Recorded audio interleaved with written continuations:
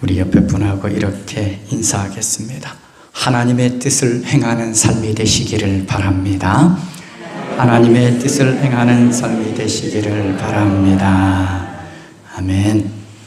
하나님의 뜻을 행할 때 우리 모두는 믿음 안에서 형제요, 자매요, 어머니가 되는 믿음의 가족 공동체를 이룰 수 있다는 것을 잊지 마시기를 바랍니다.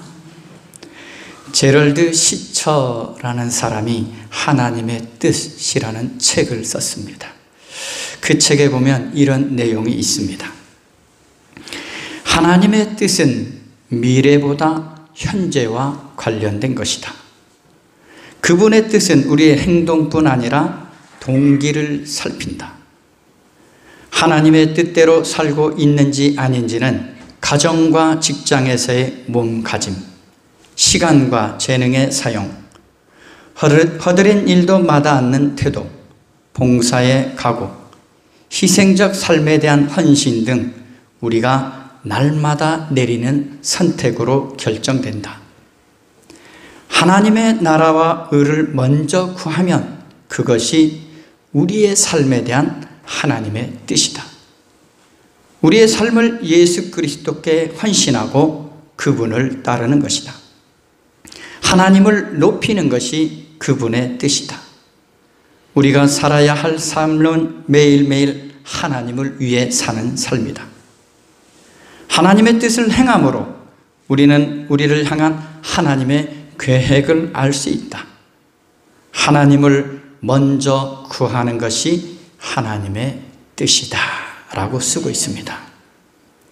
여러분, 매일매일 하나님을 위해 살고 있습니까? 하나님을 먼저 구하는 삶이 되고 있습니까? 오늘 집사님의 기도 내용 중에 이런 내용이 있었죠. 시선을 하나님께. 날마다의 삶 속에서 그 시선을 하나님께로 향하는 삶이 되고 있는지 돌아봐야 합니다. 우리 모두는 하나님의 뜻을 구하는 하나님 나라의 삶을 지금 현재도 살아가야 한다는 거죠. 하나님의 뜻은 우리가 미래도 있지만 현재와 관련되어 있다라고 쓰고 있잖아요. 하나님 나라의 삶은 미래적인 삶만 말하지 않습니다. 하나님 나라의 삶은 지금 여기서도 누리는 삶을 말씀합니다. 예수님께서는 하나님의 뜻인 하나님 나라의 복음을 위하여서 이 땅에 오셨습니다. 예수님께서 선포하신 것이 무엇입니까? 하나님 나라의 복음입니다. 또한 예수님께서 행하신 하나님 나라의 사역들이 이 복음서에 많이 기록되어 있죠. 그 하나님 나라의 사역은 이렇습니다. 하나님의 권능으로 귀신을 내쫓으시고 병든 자를 고치시며 죽은 자를 살리시는 일들 등 여러 가지 일들이 있습니다. 그런데 예수님께서 행하신 이 하나님 나라의 사역들은 이제까지 들을 수도 없었고 볼 수도 없었던 새로운 것이었습니다. 이 예수님의 사역으로 인해서 예수님께서 오늘 집으로 들어가 있어도 예수 그리스도의 말씀을 듣고 예수님을 보려고 많은 무리들이 모여들었습니다. 그래서 오늘 본문에 보면 예수님이 어떠하다라고 말씀합니까? 많은 사람들이 찾아오고 있었기 때문에 예수님은 식사할 겨를도 없었다라고 말씀합니다. 그런데 오늘 예수님의 사역에 대해서 가족들이 어떻게 행동하고 있느냐 하는 것입니다. 오늘 예수님의 사역에 대해서 가족들은 그가 미쳤다라고 말하고 있습니다. 즉 예수님께서 행하시는 모든 일들은 제정신이 아닌 상태에서 하는 것이라고 여겼다는 거죠. 그래서 예수님의 가족들은 예수님을 데리고 가려고 합니다. 그런데 오늘 예수님의 가족들이 예수님을 향해 미쳤다라고 말하는 것은 어떤 의미가 있을까요? 그것은 귀신이 들렸다라는 것과 동일한 의미를 가지고 있습니다. 왜냐하면 당시에는 미치다라는 것은 귀신이 들린 것으로 여겼기 때문이죠. 즉 예수님의 가족이 예수님께 한 말은 예수님이 지금 귀신의 조종을 받고 하고 있다라는 것을 말하고 있는 거죠. 즉 예수님의 가족은 예수님이 누구이신지도 알지 못하고 있는 거죠. 또한 오늘 종교 지도자들도 어떻게 합니까? 예수님께서 선포하시는 말씀과 행하시는 이적을 보고 뭐라고 말합니까? 귀신의 왕 바알세불, 즉 사탄을 힘입어 귀신을 쫓아낸다라고 말하고 있습니다. 한마디로 말하면 예수님이 하시는 일을 마귀의 일이라고 비방하고 있는 거죠. 그런데 한번 상상해 보십시오. 어떻게 사탄이 병든 자를 고치고 죽은 자를 살리고 선한 일을 하겠습니까? 가족들과 종교 지도자들이 다 한 통속이 되어서 예수님을 비난하고 있는 것입니다. 그런데 가족들과 종교 지도자들의 비난과는 달리 오늘 귀신들은 어떻게 합니까? 귀신들은 예수님이 누구이신지를 알아봅니다. 그래서 예수님의 사역을 11절에 보면 하나님의 아들이신 그분이 하는 사역으로 인정하고 있다는 거예요. 영적인 존재이기 때문에 귀신들은 예수님이 누구인지 아는 것이죠. 그런데 예수님을 찾아온 많은 무리들도 어떻습니까? 예수님의 사역을 하나님의 능력을 힘입어 하시는 선한 것으로 여기고 있다는 거죠. 가장 가까이에 있는 가족들도 모르고, 그리고 하나님의 말씀을 가장 잘 안다는 서기관들도 예수님이 누구인지도 모르고 예수님이 하시는 사역도 모르고 있다는 거죠. 오늘 우리도 이와 같은 오류에 빠질 수 있어요. 내가 하나님을 잘 믿는다고 생각할 수 있고 예수님을 잘 안다고 생각할 수 있는데 그렇지 못할 때가 참 많다는 거예요. 신앙생활은 되지 않고 종교생활하면 그렇게 될 수 있어요. 오늘 예수님께서는 먼저 자신을 귀신의 왕 사탄을 힘입어서 일한다고 비난하는 자들을 불러 모으십니다. 그리고 그들과 대면해서 이렇게 말씀합니다. 자신을 비난하는 사람들을 불러 모은 겁니다. 사탄이 어떻게 사탄을 쫓아낼 수 있느냐? 한 나라가 갈라져서 서로 싸우면 그 나라는 버틸 수 없다. 또한 가정이 갈라져서 싸우면 그 가정은 버티지 못할 것이다. 사탄이 스스로에게 반란을 일으켜서 갈라지면 버틸 수 없고 끝장이 난다 라고 말씀하십니다. 귀신들은 사탄의 종이라는 것을 이 종교 지도자들도 알고 있습니다. 즉 귀신은 사탄의 하수인일 뿐이죠. 그래서 사탄이 자신의 종들을 내쫓는다고 주장하는 종교 지도자들의 말은 말이 되지 않는다는 거예요. 왜냐하면 사탄은 귀신을 통해서 일하잖아요. 그런데 그 귀신을 내쫓는다는 것은 있을 수 없는 일이라는 거죠. 사탄은 귀신들을 부려서 자신의 세계로 만들려고 하는데 오히려 귀신을 쫓아내는 것은 있을 수 없는 일이다라는 말씀이죠. 이는 곧 예수님이 행하신 사역은 사탄의 힘을 힘입어서 하는 것이 아니라 하나님의 뜻을 위해 하셨음을 보여주는 말씀입니다. 즉 귀신을 내쫓고 병든 자를 고치며 죽은 자를 살리는 일은 하나님의 뜻 가운데 있는 일이라는 거죠. 하나님 나라가 지금 예수님을 통해서 이 땅 가운데 임했음을 보여주는 말씀이에요. 근데 그들은 예수님이 이 땅에 오셔도 하나님 나라가 임했음을 깨닫지 못하고 있다는 거죠. 그래서 예수님께서는 그들을 향하여서 이렇게 말씀하십니다. 내가 진정으로 너희에게 말한다. 사람들이 짓는 모든 죄와 그들이 하는 어떤 비방도 용서를 받을 것이다. 그러나 성령을 모독하는 사람은 용서를 받지 못하고 영원한 죄에 매인다. 모든 죄, 그리고 예수님을 비방한 것까지도 용서받을 수 있다라고 말씀하셔요.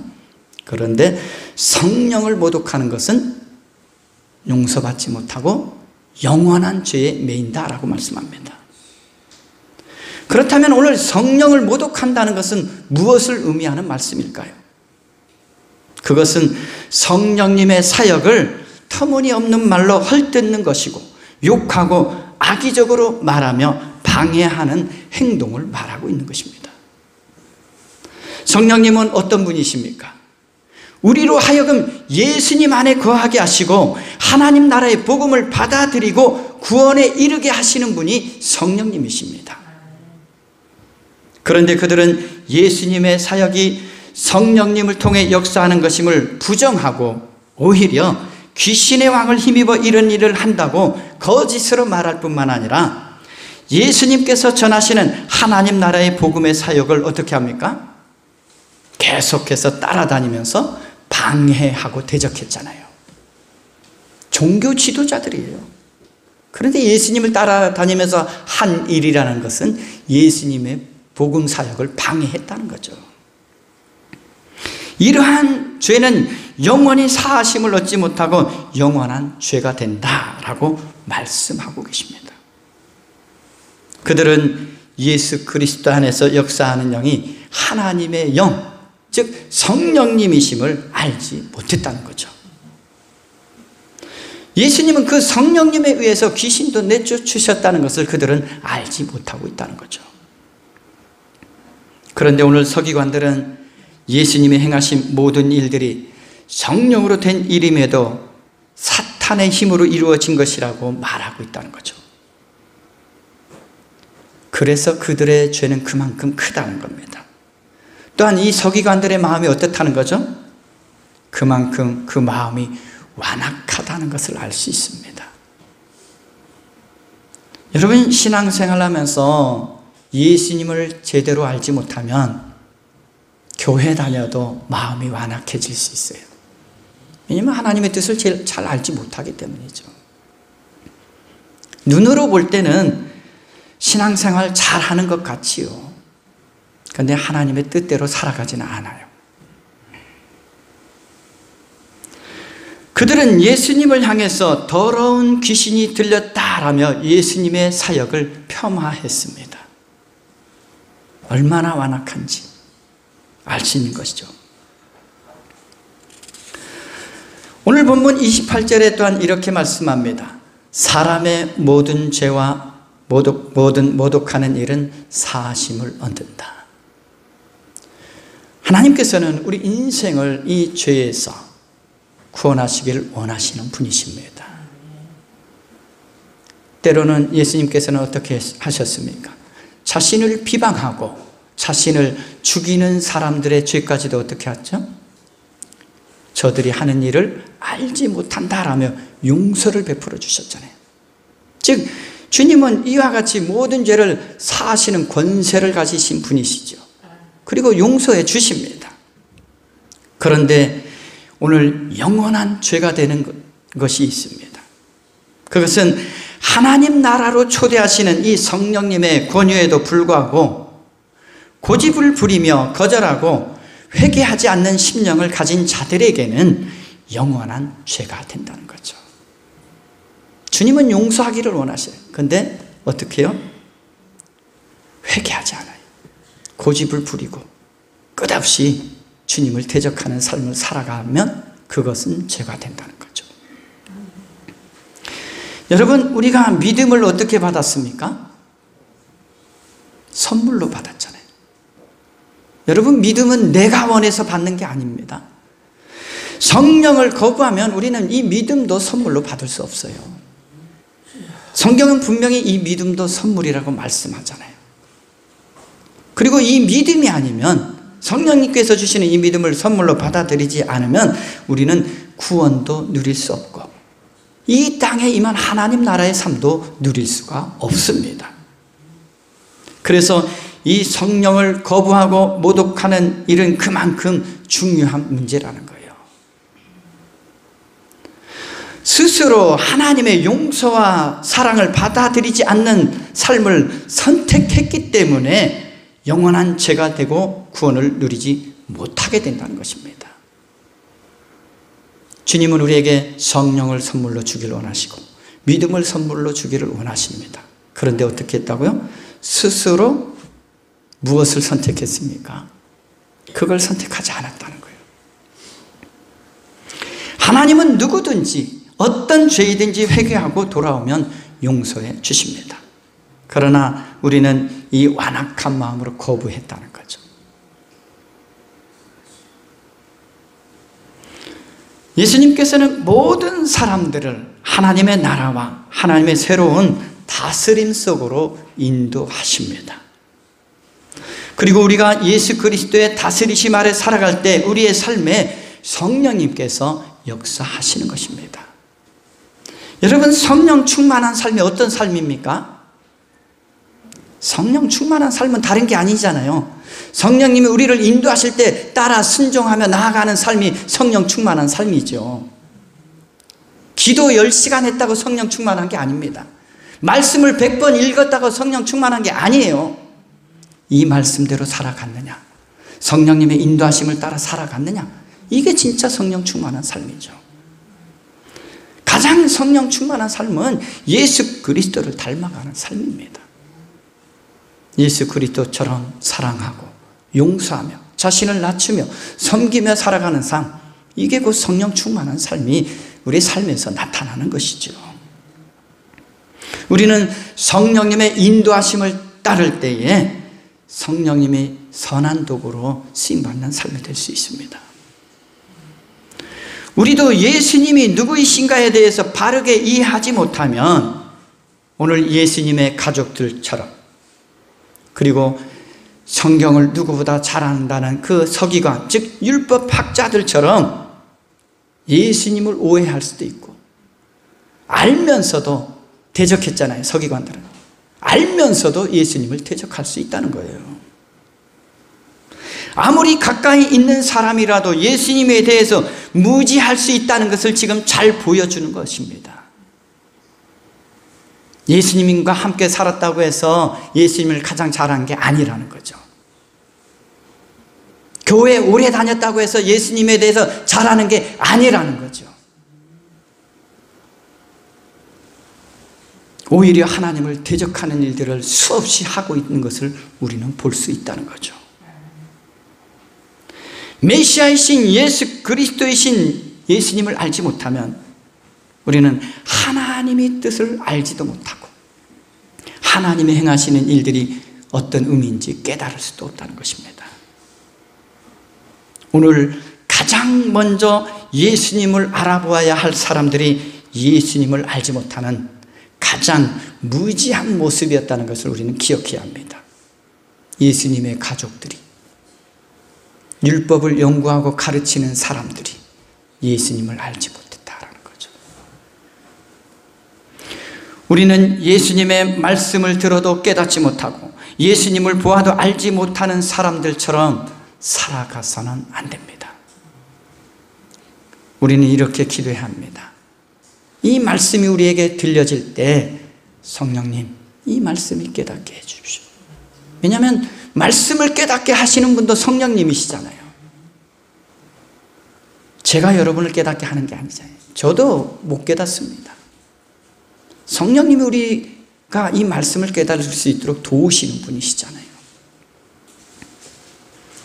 그리고 예수님에 대해 불의한 일을 행하면서도 그것이 죄악인 줄 알면서도 완악한 마음으로 계속 예수님을 핍박했던 그 서기관들처럼 살아가서도 안 된다는 거죠. 사탄은 어떤 존재입니까? 사탄은 예수님의 다스림에 굴복할 수밖에 없는 존재예요.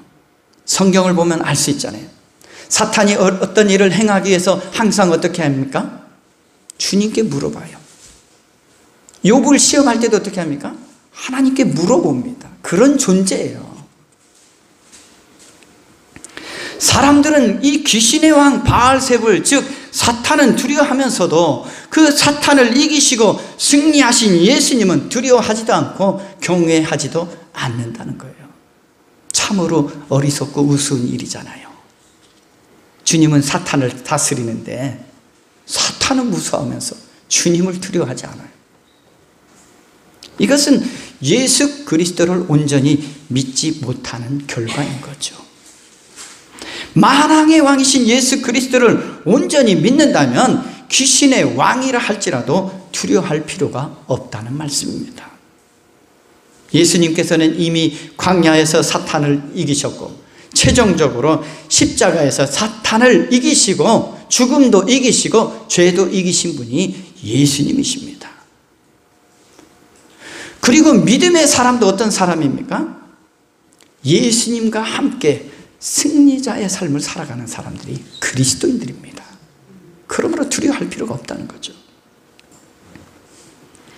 우리는 예수님을 부인하고 성령을 모독하는 삶을 살아서는 더 이상 하나님의 은혜를 누리는 삶을 살아갈 수 없다는 것을 깨달아야 합니다. 성령님은 또한 어떤 분이십니까?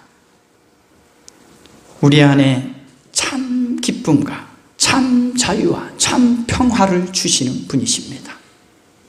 하나님은 우리에게 너희에게 평화를 주길 원한다라고 말씀하십니다. 우리를 두려움으로 몰아가고 어둠에 가둬두려 하는 것은 성령님이 하시는 일이 아닙니다. 두려움 가운데 있는 우리를 평화를 누리게 하시는 분이 하나님이시죠. 어둠 가운데 있는 우리를 빛 가운데 거하게 하시는 분이 하나님이십니다. 우리에게 선을 베푸시며 평강과 기쁨과 위로를 주시는 분이 바로 성령 하나님이십니다. 그런데 세상에 거짓된 사람들이 우리를 어떻게 하려고 그러죠? 자꾸 어둠 가운데 몰아넣으려고, 두려움 가운데 몰아넣으려고 그래. 이건 거짓의 사람들이 하는 거예요. 왜냐하면 자신들의 이익을 위해서 그렇게 하는 거죠. 그 사람들은. 하나님이 어떤 분이신지를 우리는 바로 알아야 됩니다. 하나님은 우리를 죄에서 해방시켜 주시고 자유함을 누리고 평화와 기쁨을 누리길 원하시는 것입니다. 예수님께서 회당에서 서기관들과 예수님께서 귀신을 내쫓으신 것을 보면서 그 권위가 어디로부터 왔는가에 대해서 논쟁을 하고 계셨습니다. 그때 예수님의 어머니와 동생들이 와서 밖에 서서 사람을 보내어 예수님을 부릅니다. 예수님의 가족들이 오늘 예수님을 찾아온 이유가 있죠. 왜냐하면 예수님의 가족들이 예수님 미쳤다라고 생각해서 데려가려고 하는 것이잖아요. 또한 사람들도 예수님을 향해서 더러운 귀신이 들렸다 말하고 있었기 때문에 예수님의 가족들이 예수님을 데리러 온 것이죠.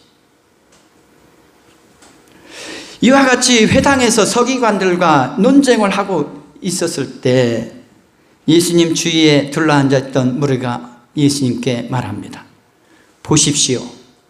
선생님의 어머니와 동생들과 누이들이 바깥에서 선생님을 찾고 있습니다. 그러면서 이 예수님께서 이렇게 대답하십니다. 누가 내 어머니이며 형제들이냐? 그리고 둘러앉은 자들을 보시면서 새로운 가족의 개념에 대해서 말씀하십니다. 당시 유대인들은 아브라함의 혈통이라는 이유로 자신들을 하나님의 백성이요 하나님 나라의 가족이 되는 것을 당연하게 여겼습니다. 그러나 그들은 예수님에 대한 믿음이 없었기에 하나님 나라의 가족이 될 수 없었습니다. 오늘 예수님은 하나님 나라의 참된 가족이 누구인가에 대해 말씀하십니다. 분명한 사실은 누구든지 하나님의 뜻에 귀를 열고 마음을 여는 사람은 예수님에게 속한 사람이 된다는 것입니다. 우리의 혈육의 관계나 민족이라는 관계가 예수님에게 속한 하나님 나라의 가족이 되는 것이 아니라는 말씀입니다. 35절에 이렇게 말씀합니다. 누구든지 하나님의 뜻을 행하는 사람이 곧 내 형제요 자매요 어머니다. 육신적으로 봤을 때는 참 안타까운 일이죠. 또 어떤 때 세상에서는 이렇게 말합니다. 너희가 부모 없이 어떻게 낳냐 말할 수 있죠. 예수님께서 중요시 여기는 것은 예수님과의 영적으로 이 친밀한 교제를 나누며 함께 하나님의 뜻을 행하는 삶을 사는 것입니다. 그러한 관계 속에서 살아가는 자가 진정 하나님 나라의 가족임을 말씀하고 있는 거죠. 하나님의 뜻을 알지 못하면 아무리 가족이라도 어떻게 알 수 있다고요? 오늘 예수님의 가족을 통해서 알 수 있잖아요. 하나님의 뜻을 모르면 가족이라도 영적인 대적자가 될 수 있고 성령님을 모독하는 자가 될 수 있다는 말씀입니다. 예수님께서 오늘 예수님의 참된 가족으로 받아들이고자 하는 사람은 어떤 사람입니까? 누구든지예요. 누구든지. 하나님은 누구든지 하나님 나라의 가족이 되길 원하시는 분이에요. 누구든지 예수님의 가족이 될 수 있다는 거죠. 그런데 그 조건이 있는 거죠. 예수님을 믿고 그리고 하나님의 뜻대로 행하는 사람. 그러면 예수님의 참된 가족이 될 수 있다는 것입니다. 예수님의 참된 가족으로 살아가게 되면 주님의 다스리심 아래서 하나님 나라를 누리고 생명을 누리게 된다는 말씀입니다. 즉 하나님의 영광스러운 가족이 되는 길은 하나님의 뜻을 따르는 자에게 열려져 있다는 거예요. 누구에게나 열려져 있다는 거예요. 그렇다면 우리가 어떻게 하면 하나님의 뜻대로 행하는 자가 될 수 있을까요? 그것은 하나님의 아들이신 예수 그리스도를 알고 그 예수 그리스도를 믿고 그 예수 그리스도를 따르는 삶을 살아가야 한다는 것입니다. 왜냐하면 예수님을 믿지 않고 따르지 않으면 결코 하나님의 뜻대로 행할 수가 없기 때문입니다. 즉 믿음에서 나오는 행동이 있어야 한다는 거죠. 아무리 믿음이 있다 해도 그 삶에 이 믿음에서 나오는 삶이 없으면 그건 어떤 믿음이? 반쪽 믿음이죠. 반쪽 믿음. 그런데 오늘 예수님의 가족들과 서기관들은 예수님과의 참된 교제 안으로 들어오지 않고 거부할 뿐만 아니라 배척했다는 사실이죠. 예수님의 가족이 아니라 예수님의 대적자들이 되어버린 것입니다. 이게 바로 성령을 모독하는 일인 것이죠. 예수님께서는 예수님을 믿는 것 때문에 한 가정 안에서도 분쟁이 있을 것이다 라고 말씀하셨어요. 누가복음 12장 52절에서 53절에 보면 이렇게 말씀합니다. 이제부터 한 집안에서 5 식구가 서로 갈라져서 셋이 둘에게 맞서고 둘이 셋에게 맞설 것이다. 아버지가 아들에게 맞서고 아들이 아버지에게 맞서고 어머니가 딸에게 맞서고 딸이 어머니에게 맞서고 시어머니가 며느리에게 맞서고 며느리가 시어머니에게 맞서서 서로 갈라질 것이다. 이 일이 무엇 때문에 일어납니까? 예수님을 믿는 것 때문에 일어난다는 거죠. 한 가정 안에서도 이런 일이 있잖아요. 믿음으로 나아가는 사람이 있는가 하면 대적하는 사람들이 있을 수 있다는 거죠. 예수님은 누구든지 예수님의 가족이 되기를 원하시지만 누구나 주님의 초대에 응하는 것은 아니라는 것을 이 말씀을 통해서도 보여주고 있습니다. 그러니까 이상한 일은 아니에요. 왜냐하면 이미 예수님 알고 계시잖아요. 이 복음을 전했을 때 받아들이는 사람이 있을 수 있고 받아들이지 않는 사람이 있을 수 있다는 것을 알고 계시다는 거죠. 우리는 우리를 하나님 나라의 가족의 일원으로 부르시는 예수님의 초대에 이미 응답한 사람들입니다. 그래서 이 자리에 있는 거잖아요. 그 응답을 통하여서 교회 공동체 안에 있는 우리들은 형제요, 자매요, 어머니로 살아가는 믿음의 영적 가족이 되었다는 것이죠. 이 새로운 영적 가족이 예수 그리스도 안에서 사랑과 화평을 누리는 관계로 성숙해져야 합니다. 가족이 되었다고 끝난 게 아니라는 거죠. 믿음의 공동체가 되었으면 서로 사랑하고 화평의 관계를 이루어 가야 되는 거예요. 그러기 위해서는 어떻게 합니까? 서로에 대해서 더 깊은 관심을 가지고 슬픔 당한 자는 위로하고 섬겨나가는 게 교회 공동체의 모습이죠. 하나님 나라의 표징의 모습인 것이죠. 여기 있는 우리가 하나님 나라를 누리지 못하면 안 된다는 거죠. 함께 하나님 나라를 누리고 세상 가운데 하나님 나라를 보여주는 공동체가 되어야 하는 것입니다. 또한 예수님이 우리를 가족으로 삼아 주셨다는 것은 우리를 죄악의 세상에서 구원하여 주셨다는 의미이기도 합니다. 하나님의 집에 거할 수 있는 사람은 바로 예수님을 믿고 나온 사람들이기 때문입니다. 우리가 추구하는 것이 주님 예수 그리스도께서 다스리시는 영원한 나라요, 영생이요, 하나님의 구원을 누리고 평안을 누리는 것이라면 예수님과의 관계 회복을 먼저 이루어야 합니다. 여러분, 예수님과 관계 회복 없이 사람들과의 관계 회복 있을 수 없어요. 온전한 관계 회복이 안 돼요. 주님과의 관계 회복을 이루고 나서야 진정한 회복이 이루어진다는 것입니다. 오늘 우리는 예수님 안에 거하여서 예수님의 참된 가족으로 살아가고 있는지 돌아봐야 합니다. 아니면 예수님을 믿는다고 말은 하고 있는데 그 삶은 예수님을 대적하는 안타까운 인생을 살아가고 있지는 않는지 돌아봐야 합니다.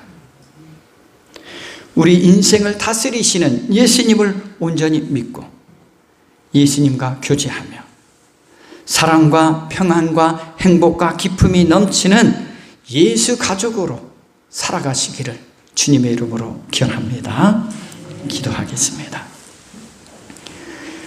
자비하신 하나님 아버지, 우리를 부르셔서 예수님 안에서 하나님 나라의 가족으로 함께 사랑하며 섬기며 화평을 이루며 살아갈 수 있도록 은총을 베풀어 주심을 감사드립니다. 예수님과의 관계가 회복되게 하시고 또한 우리의 가정 안에서 교회 공동체 안에서 이웃들과의 관계 속에서 모든 관계들이 회복될 수 있도록 은혜를 베풀어 주시옵소서. 감사드리며 예수 그리스도 이름으로 기도드립니다. 아멘.